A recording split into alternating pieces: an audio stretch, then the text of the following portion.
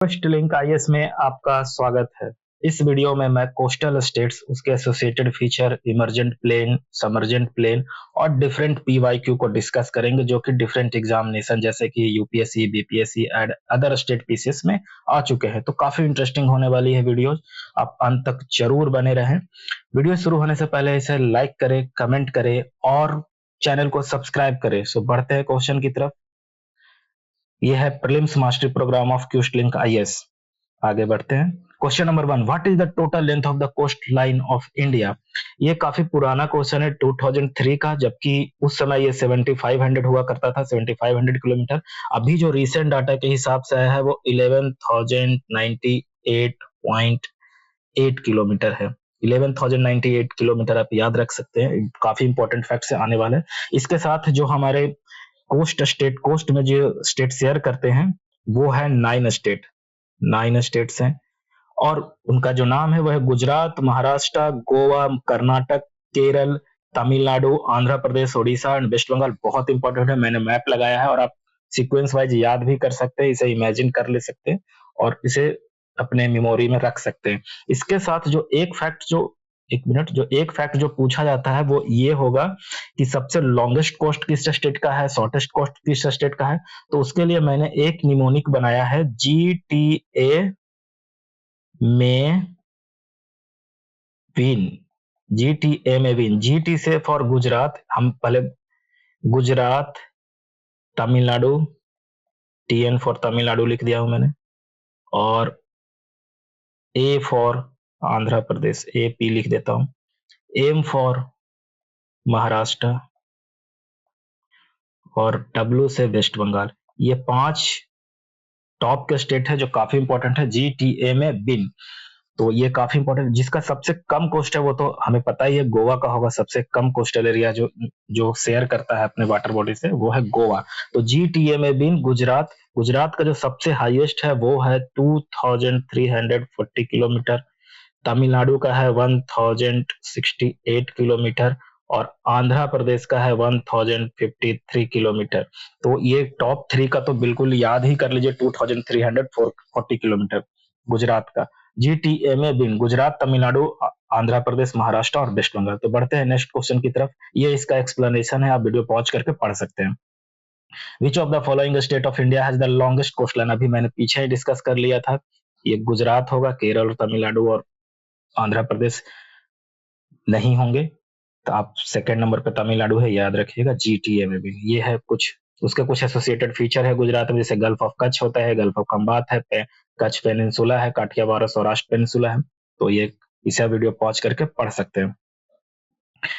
In India how many state share the coast line. कितने state share करते हैं, तो मैंने भी डिस्कस किया था, 9 स्टेट शेयर करते हैं। आगे बढ़ते हैं। ये सी ऑप्शन है, ये मैंने अभी बताया था, ठीक है। The limit of territorial water of India extend up to. Territorial water पूछ रहा है, टेरिटोरियल वाटर हमेशा 12 नॉटिकल माइल होता है कोस्ट पे, 22 किलोमीटर के कुछ आसपास आता है जब नॉटिकल माइल को हम किलोमीटर में डिवाइड करते बदलते हैं। लेकिन इसके साथ आपको कुछ याद रखना चाहिए, जैसे ये हमारा कोस्ट है तो ये हो गया 12 नॉटिकल माइल, ये हो गया टेरिटोरियल वाटर। इसके बाद 24 नॉटिकल माइल ये होता है हमारा कंटीजियस वाटर और 200 नॉटिकल माइल तक हमारा एक्सक्लूसिव इकोनॉमिक जोन होता है।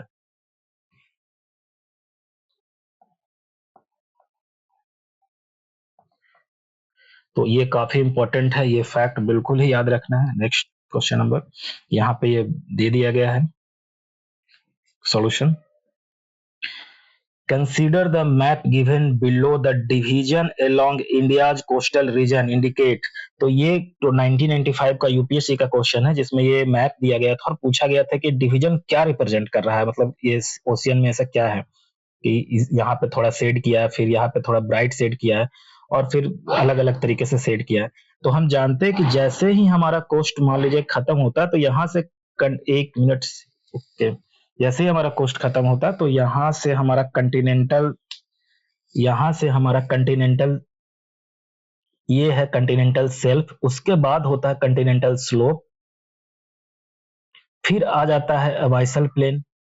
अबाइसल प्लेन यहाँ पे मैंने ये देखिए कंटिनेंटल शेल्फ हो गया, कंटिनेंटल स्लोप हो गया, सीमोंट, ये सब फीचर्स होते हैं। जैसे कि जिस तरीके से हमारे अर्थ पे माउंटेन्स, रेंज, प्लेटूज वगैरह होते हैं, वैसे ही हमारे सी बेड पे यानी जो समुद्र के नीचे जो तलछट्टी है उस पे भी इसी तरीके के सीमोंट होते हैं, जायगोट्स होते हैं, ट्रेंचेस होते हैं। जब जब दो कन्वर्जेंट प्लेट मैच, मतलब जब दो प्लेट्स कन्वर्जेंट इस तरीके से जब होती है, कन्वर्ज करती है, तो यहाँ पे जो बीच में बनता है वो एक बनता है ट्रेंच। आप बताइएगा सबसे डीपेस्ट ट्रेंच कौन है, कमेंट में।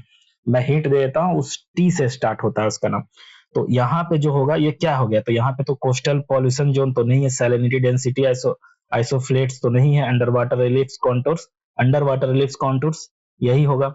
ये कॉन्टूर्स को डिवाइड किया गया है। यहाँ पे देखिए यहाँ से यहाँ तक सेल्फ है, इसके आगे स्लोप है, और फिर डीपर ओशियन में सी वेड है, जो ये व्हाइट कलर का आपको दिख रहा है सी वेड का है। ये जो अबाइसल प्लेन भी इसको बोलते हैं। मिड ओशियनिक रेंज भी होता है। मिड ओशियनिक रेंज तब होता है जब दो कंटिनेंट आपस में कोलाइड करते हैं, खासकर जब वो कंटिनेंट जो ओशियनिक प्लेट्स कोलाइड कर रहे हैं, तो बीच में एक वोल्केनिज्म होता है, और ये अटलांटिक ओशियन में पाया जाता है। मिड ओशियनिक रेंज बहुत लंबा है, बिल्कुल north Atlantic to south Atlantic ऐसे आता है। तो let's move to next question. ये आपका डिस्कशन का रिटर्न फॉर्मेट में है, बिल्कुल पढ़िएगा इसको। Maximum coastal erosion is caused by, maximum coastal erosion किससे कॉज होता है? वेव से, टाइड से, करंट से, और सुनामी वेव से। देखिए सुनामी वेव एक रेयर फेनोमेना है, इसे मैक्सिमम कैसे हो सकता है, तो इसे तो आप ऐसे ही हटा सकते हैं। Wave and tide and current, there is difference between wave, tides and current. जो वेव्स होता है ना, वेव सिर्फ एनर्जी ट्रांसपोर्ट करता है। जब जब हमारा इस तरीके से बढ़ता है, तो हमने साइनसोइडल वेव पढ़ा था। पार्टिकल अपने मोमेंट पे मूव करता नहीं, आगे की ओर नहीं बढ़ रहा है, ये अपने ही मोमेंट पे ये ऊपर नीचे मूव कर रहा है, मतलब ये सिर्फ वेव एनर्जी ट्रांसपोर्ट करता है। जबकि जो टाइड्स है, टाइड्स टाइड्स जो है वो ग्रेविटेशनल पुल के कारण होता है, जो हमने पढ़ा है ग्रेविटेशनल पुल के कारण, और ये दिन में 2 बार आते हैं, और मैक्सिमम जो होते हैं वो स्प्रिंग टाइड होते हैं, और जो नीप टाइड होते हैं वो लोएस्ट होता है। जब ये दोनों 90 डिग्री पे हो जाएंगे, सन और मून का अर्थ, सन और मून का जब हमारा ग्रेविटेशनल पुल 90 डिग्री पे होगा, तो ये नीप टाइड बनाएगा, और दोनों जब एक हॉरिजॉन्टल लाइन में होंगे तो ये बनाएगा स्प्रिंग टाइड। तो यहाँ पे मैंने डायग्राम लगाया, इसे आप जरूर पढ़िएगा, ये स्प्रिंग टाइड नीप टाइड। और करंट्स क्या होता है? करंट्स जो होता है, लेट मी इरेज, आपने पढ़ा होगा कि ओशियानिक करंट्स होते हैं। जैसे कि यहाँ पे आप एक जस्ट मिनट, यहाँ पे इंडिया है इस तरीके से, तो यहाँ पे ऐसे करंट्स बह रहे हैं यहाँ से। वैसे ही जब पूरा वर्ल्ड मैप आप बनाते हो ना, वर्ल्ड मैप आप पूरा, मे बी नॉर्थ अमेरिका, ये अफ्रीका हो गया, ये अफ्रीका हो गया, और इधर नॉर्थ अमेरिका को आप ऐसे बना देते हो, जस्ट फॉर, मैं ऐसे बना दे रहा हूँ ये।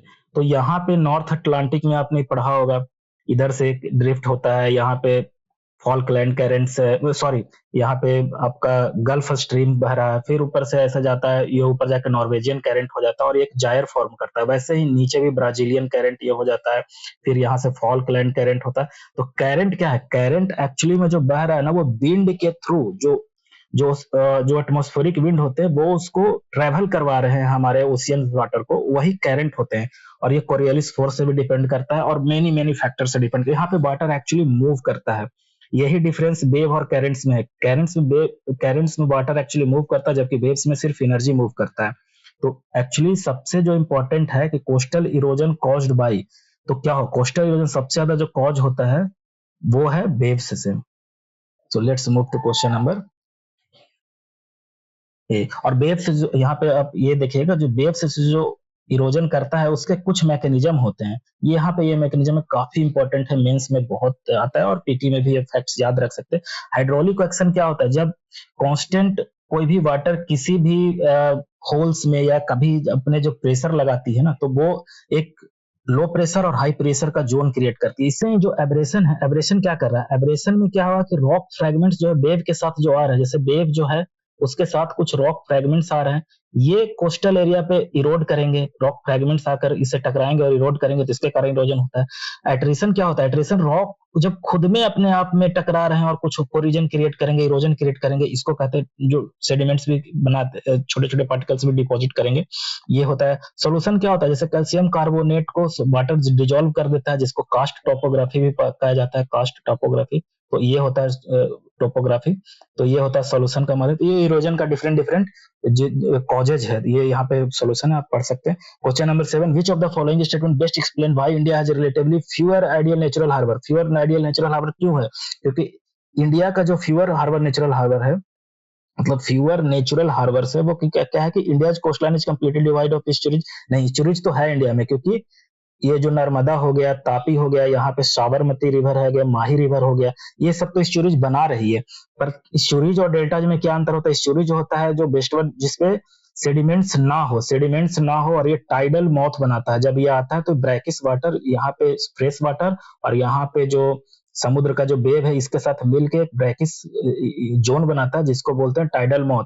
और जबकि ये जो ईस्टवर्ड फ्लोइंग रिवर है, ये क्या अपने साथ सेडिमेंट्स लाती है और डेल्टाज बनाती है, जैसे Narmada delta, sorry, Godavari delta हो गया, गंगा डेल्टा हो गया, ब्रह्मपुत्रा डेल्टा हो गया, ये करके, ठीक है।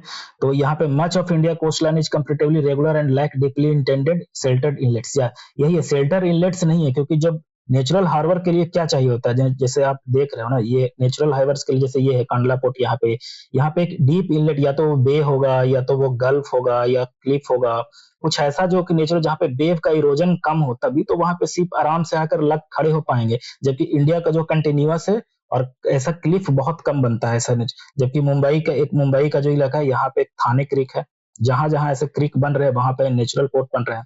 तो ये यही करेक्ट है। सी में आप पढ़ते हैं, the seas surrounding India are uniformly too shallow for navigation, ये गलत है, टू शैलो फॉर नेविगेशन नहीं तो शिप ही नहीं चलता। तो D, all major India rivers forms deltas at their mouth, क्या सभी मेजर रिवर डेल्टाज बनाते हैं? नहीं, नर्मदा, तापी, सूरज बनाते हैं। तो इसका करेक्ट बी होगा ऑप्शन, ये आप पढ़ लीजिएगा, इसका करेक्ट सोल्यूशन है।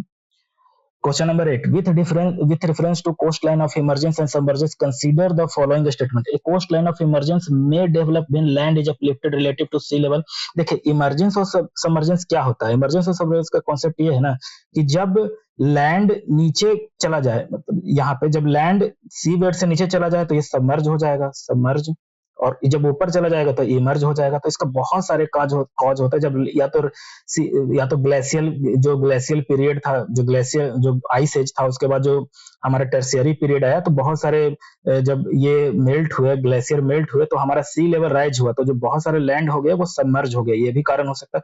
टेक्टोनिक एक्टिविटी भी एक कारण है, जैसे कि हमारा जो ये केरल का कोस्ट है या वेस्टर्न घाट का कोस्ट है, ये पहले क्या था कि हमारा जो ये मेडागास्कर जो ऐसा था ना, यहाँ से जुड़ा हुआ था इंडिया भी इस तरीके से, पर ये वेस्ट में टूटा है, चूंकि वेस्ट से टूटा है, यहीं पे फॉल्ट लाइन क्रिएट हुआ था इंडिया के वेस्ट में, फॉल्ट लाइन, इसीलिए इंडिया का जो ये वेस्ट फोर्स है, ये सबमर्ज, मतलब इसका सबमर्जेंस फीचर शो करता है कि बहुत सारा जो फॉल्ट लाइन किया है, जो कंटिनेंटल शेल्फ है, नीचे चला गया पानी के, समुद्र के, और यहाँ पे जो ईस्ट कोस्ट है, चूंकि यहाँ पे सेडिमेंट्स लाकर डिपोजिट छोटा, तो ये इमरजेंट कोस्ट हो गया। तो ये सबमर्जेंस इमरजेंट का एक कॉन्सेप्ट है।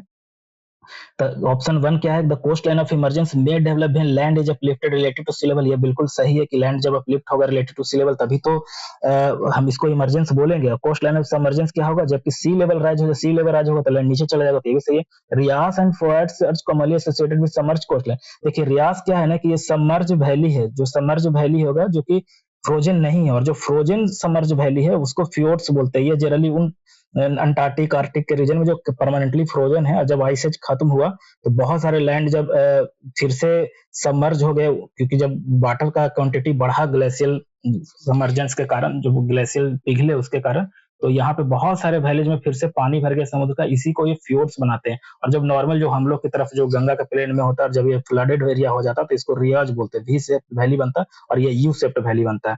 तो ये भी करेक्ट है। Raised beaches and marine terraces are the indicative of an emergent, let me raise it. देखिए, राइज बीचेज, और राइज बीचेज कब होगा? जब बीच, जब मतलब जमीन ऊपर आ गया, मतलब सी लेवल नीचे चला गया, जमीन ऊपर आ गया, तो ये क्या होगा, इमर्जेंट कोस्ट लाइन का ये फीचर्स डिपेंड करता है कि नहीं? है बिल्कुल सही। यहाँ पे मैंने एक फोटोज भी लगाया है, ऐसा होता है जब रिवर रिजुविनेट होता है, तो रिवर रिजुविनेट होगा तो जमीन नीचे चला जाएगा, लेकिन जब रिवर, मान लीजिए रिवर, एक रिवर ऐसे बह रहा है, ये डाइवर्ट हो गया रिवर, तो यहाँ पे जब पानी खत्म होगा तो ये बीच ऊपर आ जाएगा कि नहीं? तो ये होता है, बीच ऊपर आ जाता है। तो ये इसका 1 2 सेकंड थर्ड फोर्थ बिल्कुल सारे चारों स्टेटमेंट सही है। ये इसका एक्सप्लेनेशन है, बिल्कुल पढ़ लीजिएगा वीडियो पॉज करके। Let's move to question number 9। With reference to India maritime zone, consider the following statement: India exercise sovereignty over the airspace above its territorial sea. Territorial सी के ऊपर तो ये सोवरनिटी तो करेगा ही, क्योंकि टेरिटोरियल सी है। टेरिटोरियल सी हमारा बिल्कुल लैंड जैसा ही यहाँ पे नियम आता है 12 नॉटिकल माइल तक, तो यहाँ पे एयर स्पेस पे भी हमारा अधिकार होता है। तो बी द कंटिन्यूअस जोन, देखिए कंटिन्यूअस जोन हमने पहले डिफाइन किया था कि कंटिन्यूअस जो 24 नॉटिकल माइल, ये भी करेक्ट है। C the exclusive economic zone India possesses completely sovereignty, क्या कंप्लीट सोवरनिटी है? तो 200 नॉटिकल माइल तक, कितना दूर तक क्या इंडिया का कंप्लीट सोवरनिटी है? नहीं, यहाँ पे ये इंटरनेशनल वाटर किया जाता है। हाँ, यहाँ पे माइनिंग राइट्स और कुछ ऐसे राइट्स जो कि कोस्टल स्टेट को दे दिए जाते हैं अनक्लॉज के द्वारा, अनक्लॉज ऑर्गेनाइजेशन जो कि सी लेवल कानून को देखता है, तो उसके द्वारा दे दिया जाता है। बट इसका ये मतलब नहीं है कि ये कंप्लीट सोवरनिटी पे आ गया। तो ये थर्ड गलत हो गया। थर्ड आप जैसे एलिमिनेट कीजिएगा तो फर्स्ट सेकंड फोर हो जाएगा ऑप्शन। द एक्सक्लूसिव, हाँ एक्सक्लूसिव 2 नॉटिकल माइल होता है, तो ऑप्शन ए करेक्ट है इसका। Let's move to question number 10। Which of the following correctly distinguishes the continental shelf from exclusive economic zone? Both include the water column and airspace as sovereign territory. क्या दोनों sovereign territory नहीं? The continental shelf concerns right over the seabed and subsoil, whereas the exclusive economic zone includes resources related right in the overlying water. Yes, ये सही है। जो continental shelf होता है सी bed पे भी सारा सारा सबसॉइल सबका अधिकार देता है, बट whereas the एक्सक्लूसिव जो इकोनॉमिक जोन होता है वो आपका क्या कहता है, ओवरलाइंग वाटर पे ही सिर्फ अधिकार रहता है, बेड और ये सब पे आपका अधिकार नहीं रहता, सिर्फ वाटर पे अधिकार है। तो यही करेक्ट होगा। सी क्या है? The continental self can never extend beyond, नहीं कंटिनेंटल सेल्फ तो क्या कहे कि जब कंटिनेंटल सेल्फ तो नेचुरल तरीका है ना, हम 200 नॉटिकल माइल तो ये मैनमेड एक डिसीजन ले लिया गया कि हम 200 नॉटिकल, कंटिनेंटल सेल्फ तो बहुत ब्रॉड हो सकता है। जैसे इंडिया का इधर का कंटिनेंटल सिर्फ 120 किलोमीटर है, इधर का कंटिनेंटल सिर्फ मात्र 60 किलोमीटर के अप्रॉक्स में आता है। तो ये तो नेचुरल कॉज है, कहीं कहीं 300 किलोमीटर 400 किलोमीटर भी हो सकता है, लेकिन 200 नॉटिकल माइल के वो बाहर भी चला जाएगा। तो ये तो गलत है, स्टेटमेंट हो गया। तो सी भी गलत है। Right over the continental shelf depend entirely occupation by coastal, ये तो फिर वही होगा, इंटायरली नहीं होता है। तो ऑप्शन बी ही इसका करेक्ट है। So let's move to question number 8। Actually ये क्वेश्चन नंबर 11 है, यहाँ पे थोड़ा नंबरिंग का मैंने गलत हो गया यहाँ पे, तो 11 से ये आगे बढ़ रहा है। The northern part of the western coastal plain of India is also known as northern part of western coastal plain, क्या कर्नाटक कोस्ट होगा? वेस्टर्न कोस्ट का नॉर्दर्न पार्ट, तो देखिए ये है कोंकण कोस्ट इसको बोलते हैं। तो ये कोंकण कोस्ट हो, कोंकण कोस्ट के बाद यहाँ पे कर्नाटक कोस्ट थोड़ा सा ऐसे आता है, कर्नाटक कोस्ट ये है, ये कर्नाटक कोस्ट है। और फिर उसके बाद मालाबार कोस्ट, और जब इधर आप आइएगा वेस्ट में तो कोरामंडल, उसके ऊपर आपका आंध्रा कोस्ट आता है, और सबसे ऊपर नॉर्दर्न सरकार बोलते हैं जो उड़ीसा का कोस्ट है, या उत्कल कोस्ट भी सबसे नॉर्थ में बोल देते हैं। तो अकॉर्डिंग टू डिवीजन जैसा जैसा क्वेश्चन है आप उसको आंसर कीजिएगा। तो इसका कोंकण कोस्ट आंसर है। ठीक है, लेट्स मूव टू कंसीडर, ये क्वेश्चन नंबर 12।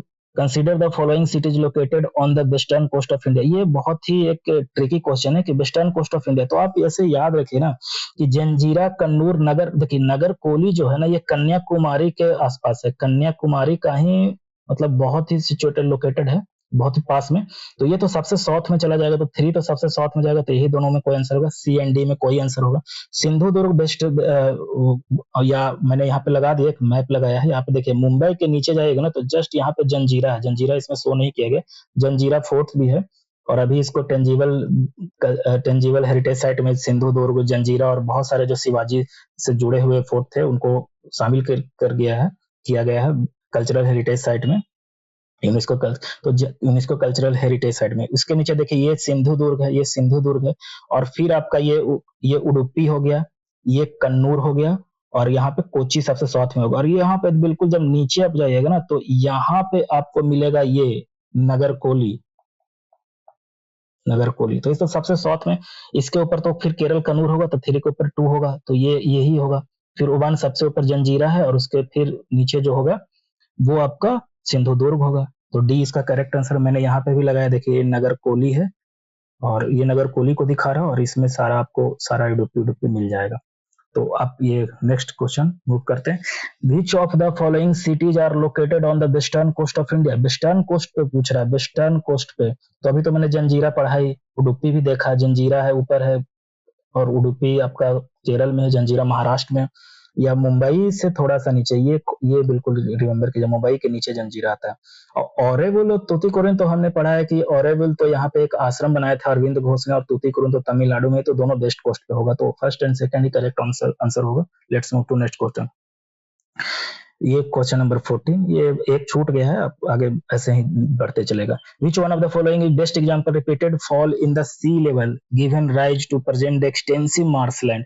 रिपीटेड फॉल्स बोल रहा है, रिपीटेड फॉल्स मतलब सी लेवल का रिपीटेड फॉल्स के कारण जो मार्शलैंड बना, तो ये रन ऑफ कच्छ, जो कच्छ का इलाका है ना, वो रिपीटेड फॉल्स के कारण बना है। क्या हुआ कि बहुत बार 1819 में ये बिल्कुल, ये बहुत बार ऐसा हुआ इन सेंचुरीज में कि यहाँ पे बहुत, एक तो टेक्टोनिक एक्टिविटीज हुआ जिसके कारण समुद्र का पानी बाहर निकल गया, और साल्ट यहाँ पे छूट गया कच्छ में, जो लिटिल रन और ग्रेट रन के बीच में है। और 1819 में एक बहुत ही भयंकर भूकंप आया था, अर्थक्वेक आया था, जिसके कारण भी यहाँ पे जो वेस्ट फ्लोइंग रिवर थे वो बहुत और शिफ्ट कर गए वेस्ट की तरफ, पाकिस्तान की तरफ, और यहाँ पे बहुत सारे जो ये थे ना, ये लैंड इमर्ज हो गया, जैसे हमने इमर्जिंग फीचर्स बोला था ना, पानी यहाँ से निकल गया और ये इमर्ज हो गया लैंड। तो ये समुद्र का वो जो लैंड था, एक कच्छ का इलाका जो कि बाहर निकल आया, उसके कारण टेक्टोनिक एक्टिविटीज के कारण और हमारा अर्थक्वेक के कारण। तो ये बिल्कुल याद रखिएगा, रन ऑफ कच्छ इसका इलाका। बाकी नौपदा ये तमिलनाडु में है, मराकन्नम साल्ट पानी बहुत छोटा है, ये आर्टिफिशियल आता है, आर्टिफिशियल है, ये नेचुरल नहीं है। भीतरकनिका तो आप जानते हो, ओलिव रिड यहाँ पे ये उड़ीसा में आता है। भीतरकनिका मैनग्रोव है, मैनग्रोव वन है, ये इमरजेंट फीचर नहीं शो करता है, मतलब ये रिपीटेड फॉल्स नहीं शो करता है वाटर का। तो ये रन ऑफ कच्छ ही होगा। और नोडेपस वहां पे एक आंध्र प्रदेश में एक स्वैम्प है जो कि इनलैंड स्वैम्प है, तो ये तो बिल्कुल होगा नहीं, तो रन ऑफ कच्छ इसका आंसर है। Let's question number 15. Which one of the following coast of India is located between the Krishna Delta and Cape Comorin? Krishna delta और Cape Comorin, Krishna delta just map देखिए, कृष्णा यहाँ पे है आंध्र प्रदेश, और केप कॉमोरिन क्या बोलते हैं, केप कॉमोरिन जो है ना, यही तो पुराना नाम है कन्याकुमारी का। कन्याकुमारी काफी इंपॉर्टेंट है, नगरकोली भी यहीं पे है, तो यही तो है। तो इसका तो आंसर तो आपको यहाँ पे दिख ही रहा है, कोरामंडल कोस्ट होगा, तो आंसर ए होगा। Let's move to question number 16. Which of the following is known as Cape Cod? वही same question, Kanyakumari. Let's move to question number 17. आप वीडियो पॉज करके आंसर्स जरूर पढ़िएगा। Which of the following is correctly describe the western coastal plain of India? Western coastal plain कौन सा distance है? ये western मैंने लगा दिया, वेस्टर्न कोस्टल प्लेन। तो क्या होता है, वेस्टर्न घाट का जो प्लेन, जैसे वेस्टर्न घाट है ना, तो यहाँ पे वेस्टर्न घाट है, बहुत ही नैरो एक लैंड है, ये प्लेन है। ये वेस्टर्न घाट तो हिल्स है पूरा, डोडा बेटा, और यहाँ से गुजरात के काठियावाड़ से जो चालू होता है और यहाँ एकदम काडेमम तक आता है। दे आर ब्रॉड डिपोजिशनल, क्या ब्रॉड है? नहीं, ईस्ट फ्लोइंग रिवर तो है पर ब्रॉड नहीं, वेस्ट फ्लोइंग रिवर भी है और ब्रॉड भी है, ये तो दोनों गलत हो गया। They are generally narrow and contain several storage, हाँ नैरो है और सेवरल स्टोरेज, क्योंकि वेस्ट फ्लोइंग रिवर है और जो सेवरल और नैरो भी है, और यहाँ पे नेचुरल हार्बर बनेगा। मैंने अभी बताया कि जो नेचुरल हार्बर तभी बनता है जब स्टोरेज बनता है, जब डेल्टा बनता है तो वहां पे नेचुरल हार्बर्स बहुत कठिनाई से बन पाती है क्योंकि सेडिमेंटेशन होता रहता है। तो इसका करेक्ट आंसर बी होगा। They are entirely form by coral deposition, ये तो बिल्कुल नहीं है। They lie between eastern Ghat and the bay of Bengal, ये नहीं है, ईस्टर्न घाट अरबियन सी में है, तो ये गलत हो गया। तो ऑप्शन बी इसका सही है। क्वेश्चन नंबर 17 ये था। 18. With reference to Kutch and Kathiawar region, consider the following statements. The Great Run of Kutch mainly to the north of the Kutch Peninsula. Great Run of the Kutch north of Kutch Peninsula. Kutch Peninsula के Great Run of, ठीक है। The Little Run lies south of the Kutch Peninsula. ये भी सही है कि Little Run जो है वो south of the Peninsula पे है, तो ये भी करेक्ट है। The Mount Girnar is located in the Kathiawar Peninsula. The Mount Girnar जो है, एक just a minute, okay. Mount Girnar जो है वो लोकेटेड इन काठियावाड़ पेनिनसुला, मैंने यहाँ पे लगा दिया, देखिए ये गिरनार है, यहीं पे है माउंट गिरनार, ये जो दिख रहा है ना, ये माउंट गिरनार है, और ये महात्मा गांधी का जन्मस्थल पोरबंदर। तो ये काफी इंपॉर्टेंट है, आपको ये याद रखिए कि सबसे ऊपर है ग्रेट रन कच्छ के इलाके में, फिर है लिटिल रन, ठीक है ना, पहले नॉर्थ में है ग्रेट रन और साउथ में है लिटिल रन। द गिर range associated with the natural habit, ये तो एशियाटिक लाइन में ही सिर्फ और सिर्फ पूरे वर्ल्ड में गिर पाया जाता है, तो ये ऑल करेक्ट आंसर होगा क्योंकि the great Rann lies between the north and the Kutch peninsula, ठीक है, तो सारा करेक्ट आंसर है। तो let's move to question number 19। Which of the following rivers, ये 19 है, which of the following rivers have contributed significantly to the formation of Gujarat plain. Gujarat plain मतलब जो गुजरात का जो प्लेन है ना, जो साउथ का जो प्लेन है गल्फ ऑफ खंबात के आसपास, ये काफी प्लेन एरिया है और इसमें कौन कौन सा कंट्रीब्यूट करता है, तो नर्मदा करता है, तापी करता है, माही करता है और साबरमती करता है। मैंने मैप लगा दिया, ये सारे गल्फ ऑफ खंबात में जाते हैं, नर्मदा हो गया, तापी हो गया, माही हो गया और साबरमती हो गया। इसे साउथ फ्लोइंग रिवर को नाम, वेस्ट फ्लोइंग रिवर को नाम आप समानता से याद रखते हो या सामंथा, ये मैंने पिछले क्वेश्चन में भी बताया था, साबरमती, माही, नर्मदा एंड तापी, ये तो ये इसका ऑल फोर हो गया क्वेश्चन नंबर 20। और ये 20 होगा, ये लास्ट क्वेश्चन है इस वीडियो का।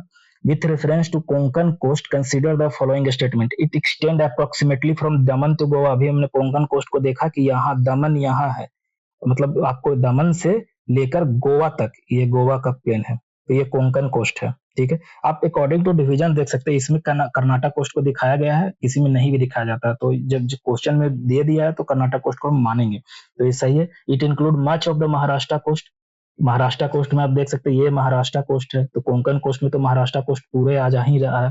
थाने क्रीक कंट्रीब्यूट द नेचुरल, अभी हमने बताया कि नेचुरल हार्बर के लिए कोई क्रीक हो, बे हो, गल्फ हो, ये इंपॉर्टेंट होता है। तो यहाँ पे देखिए क्रीक है, जो थाने क्रीक है, और थाने हमने पहले था मुंबई से ना थाने में पहली ट्रेन चली थी, तो ये भी करेक्ट है। मैंने यहाँ पे भी बना दी कि ये है थाने क्रीक और ये है मुंबई का पोर्ट, मुंबई पोर्ट, ठीक है। तो the characterized mainly by large river, it is characterized mainly by large river delta। क्या ये लार्ज रिवर डेल्टा का है? नहीं, लार्ज रिवर डेल्टा का नहीं है, तो फर्स्ट सेकंड थर्ड इसका ऑप्शन होगा, बी ऑप्शन होगा करेक्ट ये है। आप इसे जरूर पढ़िए। आपको ये वीडियो कैसा लगा कमेंट में जरूर बताइए, इस वीडियो को लाइक कीजिए और ये चैनल को सब्सक्राइब कीजिए। Thank you.